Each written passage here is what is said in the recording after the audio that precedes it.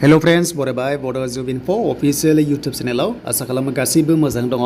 caste certificate apply खालामबाय देन बेनिफ्राय स्टेटासखौ माबोरै नायगोन चेक खालामगोन मा जाखो रिजेक्ट जाबाय नामा बा माबायदि प्रसेस दङ जों बेखौ नायगोन आसाम पुलिस ADRE याव जोबोर इम्पर्टेन्ट अनलाइन नोंथांमोना दङना गैया स' गोबां कमेन्ट्स फैगासिनो दङ दा बाथ्रा जाबाय सोलिगोना सोलिला सिगांनि अफलाइनाहाय स' बेनिफ्राय अनलाइनखौ माबोरै एप्लाइ खालामो नोंथांमोना भिडिअ मोनगोन डिसक्रिप्शनाव चेक खालाम A to Z भिडिअ दंखायो स' नोंथांमोनाहाय भिडिअ नायनानै गासिबो A to Z मबाइलावनो खालामनानै लानो हागोन दा दाखालि खालामनायनि स्टेटासा माबोरै जाना दङ स' खायसेना थाबनो जायो आरो खायसेना गोबाव लायो नाथाय मेक्सिमाम वर्किं डेसआ 30 डेसनि गेजेराव जायो स' बेखौहाय पर्टेला बुंदों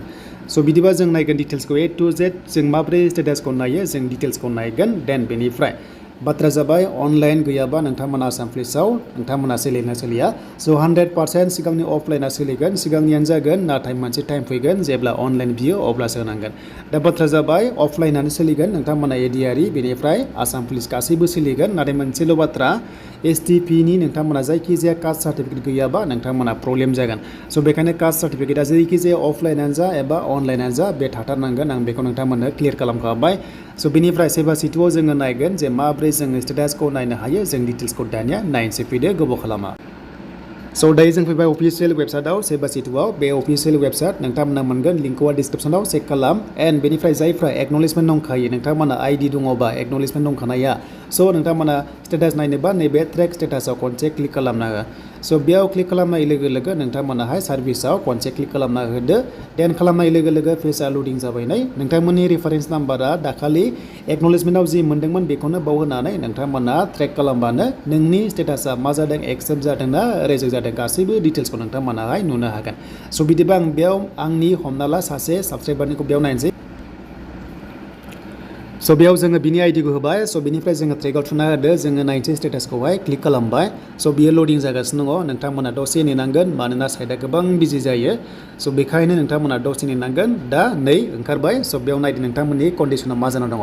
स' बेवहाय केन्डिडेट नाम थाबाय बेनिफ्राय रेफारेन्स नाम्बार थाबाय बेनिफ्राय साबमिटेड डेटआ थाबाय स' बेनिफ्राय दायो मोनसे बाथ्रा जे जोंहा खालामदोंमोन हमना ला 30 सेप्तेम्बराव अके 30 सेप्तेम्बराव दिनै हमना ला 9 जाबाय अब्ला 9 डेज जाबाय अब्ला बिनि स्टेटासा मा जाखो नै सार्भिस नेमा जाबाय कारेन्ट स्टेटास दङ स' बेनिफ्राय बिनि प्रसेसा दायो आन्डार प्रसेस जागासिनो दङ माने प्रसेसआव सोलिगासिनो दङ दा जेबो प्रब्लेम गैथ'वा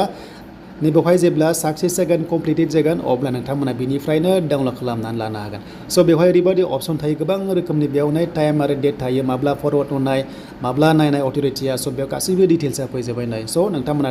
नैबे टास्क डिटेल्सआवहाय नायनो हागोन दा रिमार्क्सआव नोंथांमोना निउ एप्लिकेसन बेनिफ्राय मोनसे अपसन दङ बेनो जाबाय DA please check and verify स' भेरिफाइ खालामनो हरबाय आरो हमना ला डिस्ट्रिक्टनिफ्राय भेरिफाइ खालामनो हरबाय आरो जेब्ला भेरिफाइड जायो अब्लानो स' नोंथांमोनाहाय कास्ट सार्टिफिकेटखौहाय डाउनलड खालामनानै लानो हासिगोन आरो बेयाव सिल नांलाया स' नोंथांमोना डिजिटेल जि जाबाय बेनो सोलिबाय थागोन एमप्लयमेन्ट एक्सचेन्ज बायदि स' नोंथांमोना मिथिबाय नै गासिबो डिटेल्सआ बेयाव ओंखारजोब्बाय स' नोंथांमोना बेखौहाय दोनबानो जाबाय नोंथांमोना